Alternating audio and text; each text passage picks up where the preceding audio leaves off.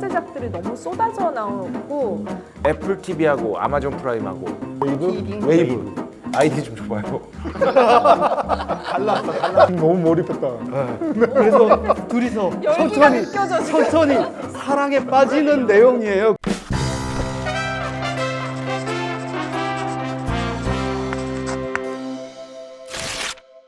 와, 2022년 훌쩍 가네요. 네. 1, 4분기가 다 지났는데 요즘은 OTT들이 밖에를 못 나가게 한 번 시작하면은 정말 주구장창 내리 끝까지 봐야 되는 그 화제작들이 너무 쏟아져 나오고, 그리고 또 이제 볼 게 너무 많다 보니까 뭘 봐야 될지도 굉장히 좀 헷갈리는, 제 주변에 많은 분들이 뭘 볼까 하다가 못 보고 그냥 주무신다는 얘기를 많이 하시더라고요. 그래서 저희가 좀 OTT 작품들을 한번 챙겨서 강추를 해보면 어떨까. 그래서 1, 4분기에 꼭 챙겨볼 OTT 콘텐츠 베스트 4를 골라봤습니다. 각자의 네. 베스트인 거죠, 그러니까. 그렇죠. 그러니까 신작들인 거죠, 신작들. 네. 그렇죠. 지금 뭐 제일 많이 쓰는 거는 OTT 역시 이분 아닌가요? 그렇죠. 몇 개 봐요 지금? 저도 꼬아가 그냥 하나씩. 다 보는 것 같은데요. 다 보고 애플 TV도 봐요?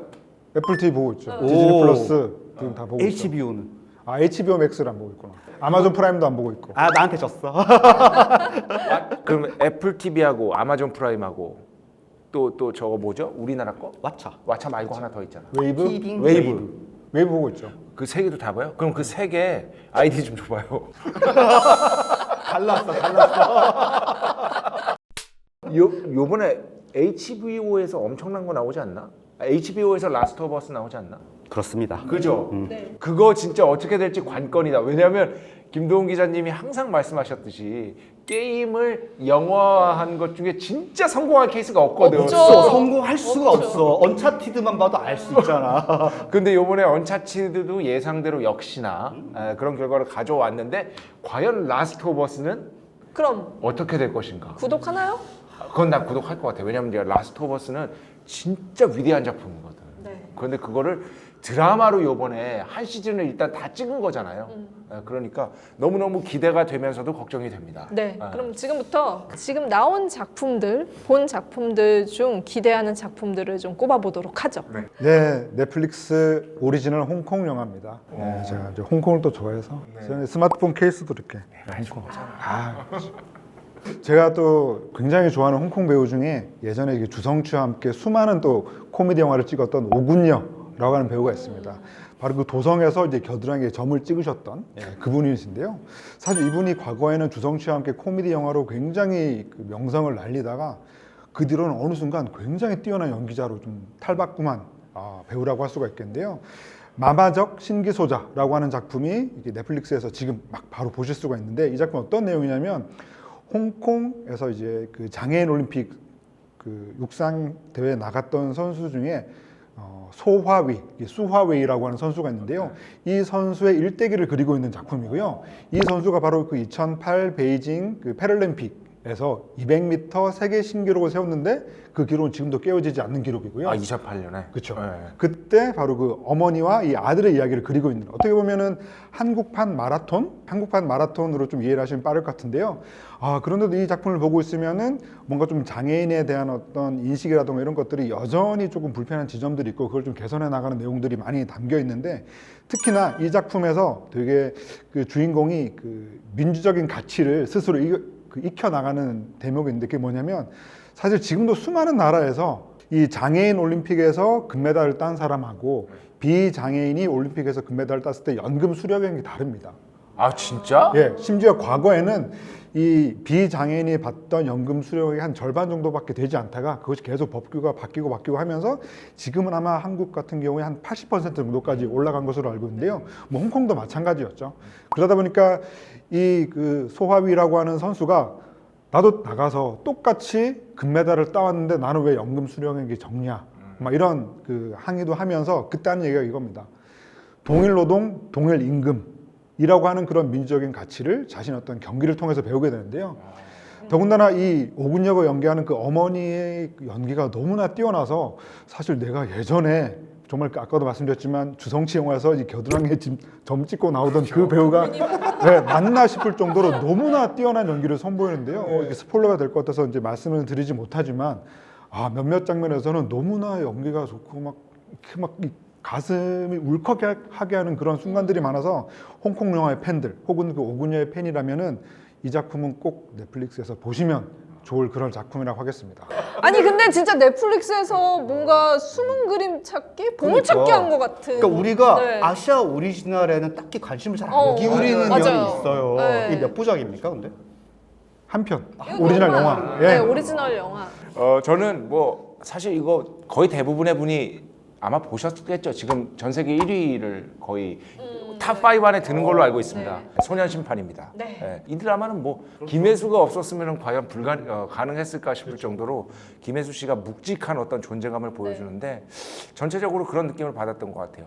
견눈질하지 않아서 좋다.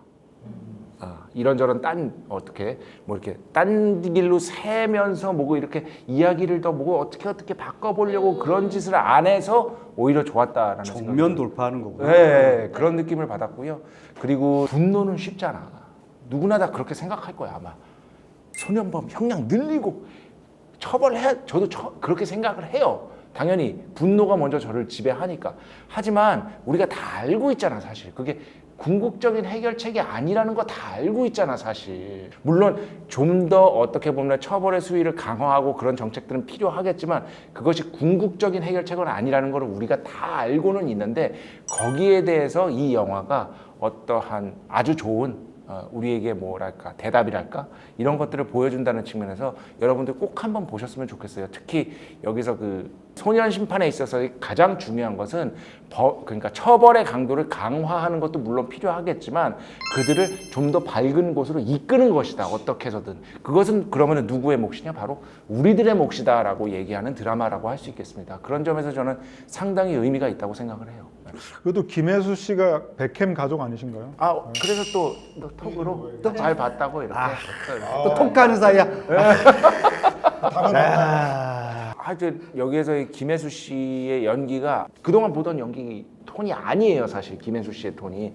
그래가지고 한 1화 중반 1화 끝날 때까지는 조금 어색하게 느껴질 수도 있는데 저는 그 뒤로는 적응이 돼가지고요 한 번에 쭉 몰아서 봤고 무엇보다 제일 좋은 거 10화라서 좋아. 사실 법정 안에 몇 명 없잖아요. 네, 사실 네. 몇 명 없고 되게 텅 비어있는 공간인데도 긴장감이 상당해요. 네. 긴장감이 상당해서 그런 점들은 분명히 어떤 연기력에 빚진 바가 분명히 있을 것이다 라는 생각이 들더라고. 아직까지 못 보신 분들이 있다면요 생각보다 그렇게 막 잔인하다거나 그런 작품은 아니니까요 조금 염려를 접으시고 꼭 한번 우리의 성찰의 기회를 제공한다는 측면에서 좀 추천을 드리고 싶습니다. 하지만 올해를 이끌어갈 트렌드는 그런 것들이 아니에요. 올해를 이끌어갈 새로운 지금의 트렌드는 BL입니다. BL. 보이즈 러브.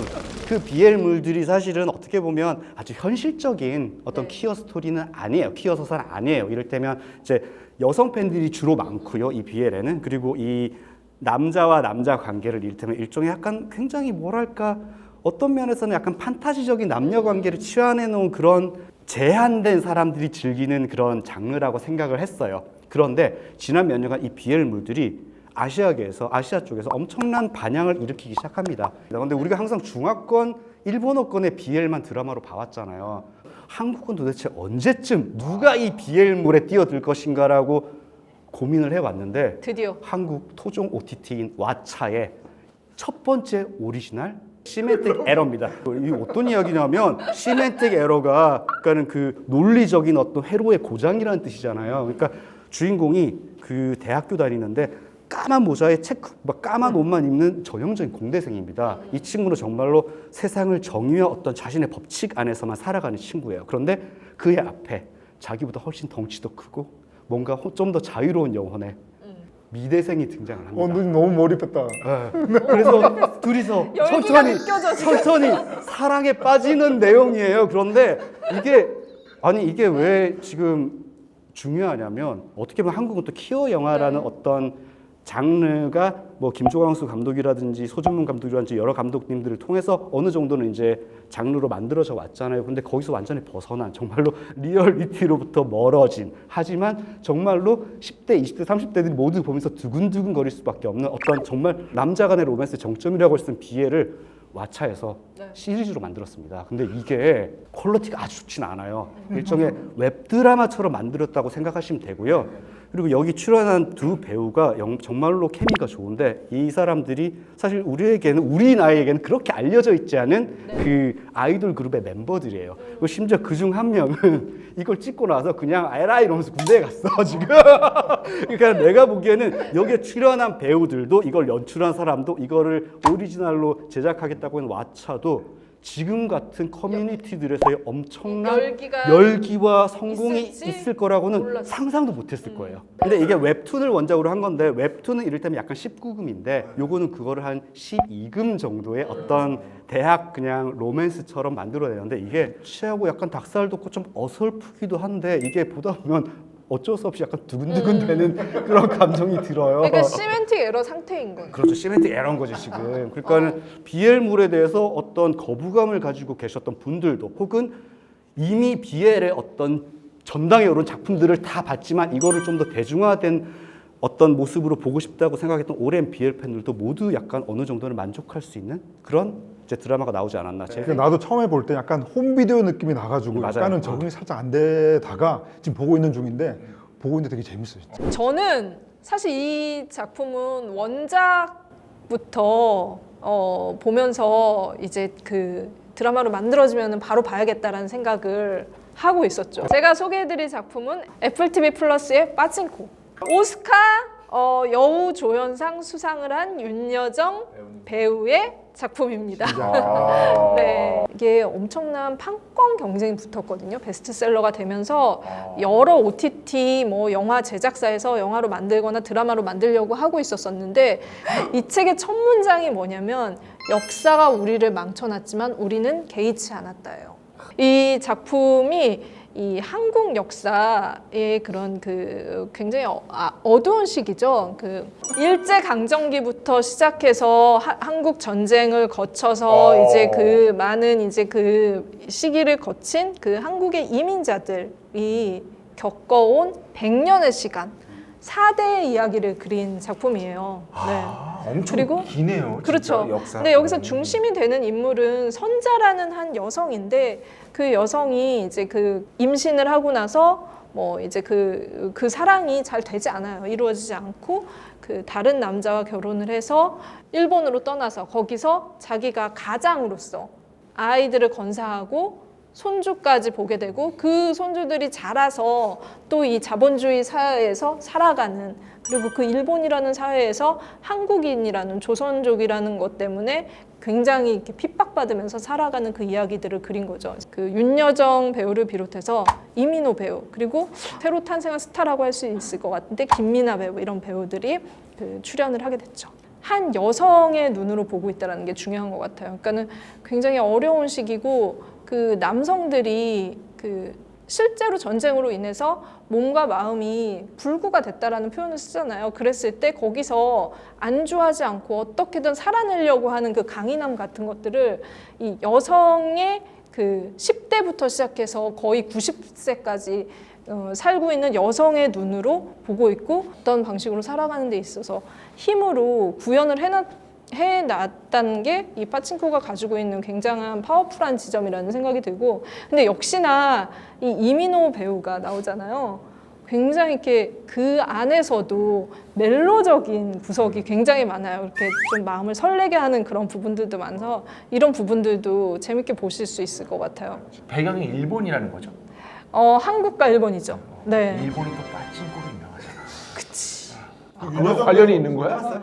관련이 있는 거야? 나 그냥 한 거야. 결국은 어떤 방식으로 그 자기가 그 교육을 통해서 높은 자리로 가고 싶어 해도 한국인이라는 어떤 것 때문에 그 제대로 된 직업을 갖지 못하고 어두운 세계에 있을 수밖에 없는 그런 요소들이 있는 거죠. 그거를 이제 빠친코로 이제 상징하는 네, 거네요. 네. 아, 일본 그 윤여정 배우는 어떤가요?